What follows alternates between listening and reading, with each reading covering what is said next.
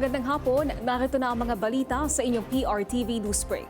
Nagtungo si Pangulong Ferdinand R. Marcos Jr. sa General Santos City upang alamin ang kalagayan ng mga nasalanta at pangunahan ang pamimigay ng tulong matapos ang 7.8 magnitude na lindol na tumama sa Mindanao. Alamin natin ang detalye mula kay Christian Bascones na nasa General Santos City. Christian. Naomi, sa gitna ng matinding init ng panahon, matyagang pumila ang mga residente ng General Santos City na naapektuhan ng magnitude 7.8 na lindol na yumanig sa bahagi ng Mindanao.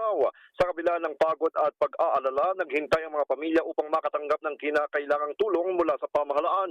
Mismong si Pangulong Ferdinand Marcos Jr. ang nagtungo sa General Santos City upang personal na alamin ang kalagayan ng mga apektadong residente at tiyakin na may paparating agad ang kailangang tulong sa mga komunidad na tinamaan ng lindol.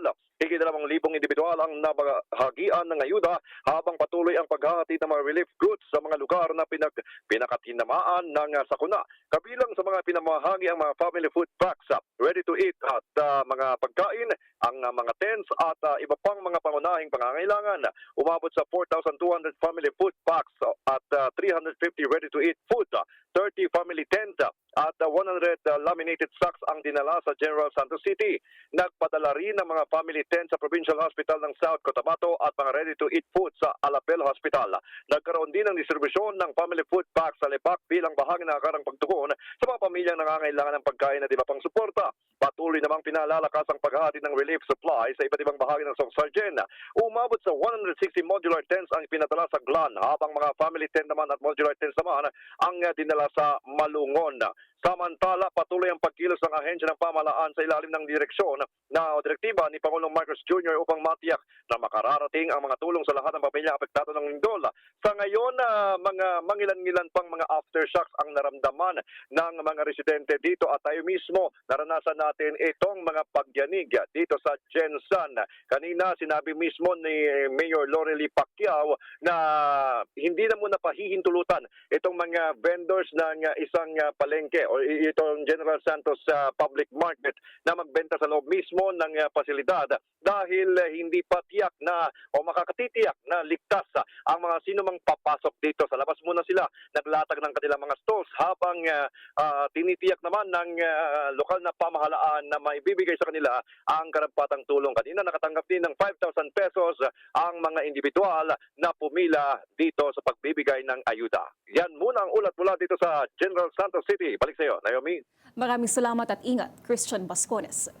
Tiniyak ng Energy Department na nananatiling sapat at matatag ang supply ng langis sa Timog Mindanao sa kabila ng pinsalang idinulot ng nagdaang lindol.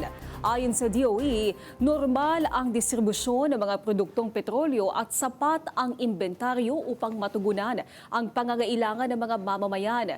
Payo ng DOE sa publiko, huwag mag-panic buying ng gasolina at iba pang produktong langis dahil normal ang supply sa mga apektadong lugar. Sa ibang balita, kinumpirma ni Senate President Pro Tempore Sherwin Gatchalian na ang banta sa Senado ay posibleng konektado sa umuugong na destabilization plot sa June 12. Sa iba pang detalye, alamin natin mula kay Angela Babad. Angela. Naomi, bagamat nananatili ngang tahimik dito sa labas ng Senado, ay nananatili ang institusyon sa ilalim ng heightened security alert. Ito nga ay matapos kumpirmahin ni Senate President Pro Tempore Sherwin Gatchalian na posibleng konektado yung sinasabing banta dito sa Senado doon nga sa destabilization efforts pagdating ng June 12, hindi lamang sa Senado kundi pati na rin sa Malacanang.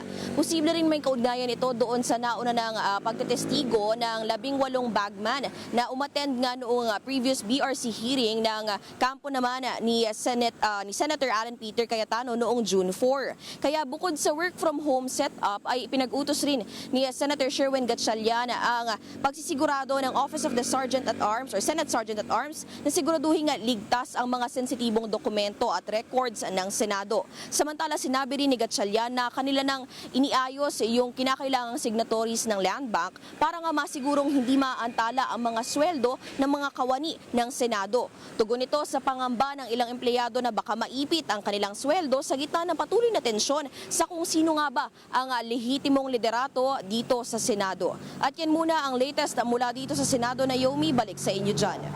Maraming salamat, Angela Babat. At yan ang mga balitang nakalap ng inyong PRTV Newsbreak. Live kami sa free-to-air Beam Channel 31, Signal Channel 31 at sa YouTube. Tumutok din sa aming social media accounts sa Instagram, Facebook at TikTok sa PRTV Prime Media. Ako po si Naomi Timurcio. Magandang hapon.